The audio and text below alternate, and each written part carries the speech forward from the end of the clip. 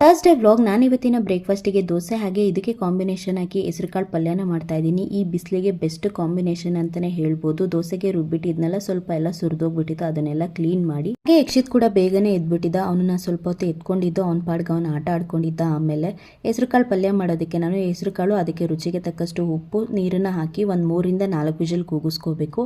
ಹಾಗೆ ಇಲ್ಲಿ ಬಾಣಲಿಗೆ ನಾನು ಸ್ವಲ್ಪ ಎಣ್ಣೆ, ಜೀರಿಗೆ, ಕರಿಬೇವಿನ ಸೊಪ್ಪು, ಈರುಳ್ಳಿ, ಒಣಮೆಣಸಿನ್ಕಾಯಿ ಇಷ್ಟನ್ನು ಹಾಕ್ಕೊಂಡು ಚೆನ್ನಾಗಿ ಫ್ರೈ ಮಾಡಿಕೊಂಡು, ಅದಾಗಿದ್ಮೇಲೆ 1-2 ಟೊಮೆಟೊನ ಕಟ್ ಮಾಡಿ ಹಾಕ್ಕೊಂಡಿದ್ದೀನಿ. ಅದಕ್ಕೆ ಸ್ವಲ್ಪ ಶುಂಠಿನ ಹಾಕ್ಕೊಂಡು ಚೆನ್ನಾಗಿ ಫ್ರೈ ಮಾಡಿಕೊಂಡು ಬೇಯಿಸಿಟ್ಕೊಂಡಿರೋವಂಥ ಹೆಸರು ಕಾಳನ್ನ ಹಾಕ್ಕೊಂಡು, ಇದಕ್ಕೆ ಸ್ವಲ್ಪ ಅರಿಶಿನ, garam masala, red chilli powder, ಸ್ವಲ್ಪ ಖಾರದ ಪುಡಿ ಇಷ್ಟನ್ನು ಹಾಕ್ಕೊಂಡು ಚೆನ್ನಾಗಿ ಮಿಕ್ಸ್ ಮಾಡಿಕೊಂಡು ಒಂದು 10 ನಿಮಿಷ ಬೇಯಿಸ್ಕೊಂಡು, ಅದಕ್ಕೆ ಕೊನೆಯಲ್ಲಿ ಸ್ವಲ್ಪ ಕೊತ್ತಂಬರಿ ಸೊಪ್ಪನ್ನ ಹಾಕೊಂಡ್ರೆ ಹೆಸರು ಕಾಳು ಪಲ್ಯ ರೆಡಿ ಆಗುತ್ತೆ. ತುಂಬಾ ಚೆನ್ನಾಗಿರುತ್ತೆ ದೋಸೆಗಂತೂ.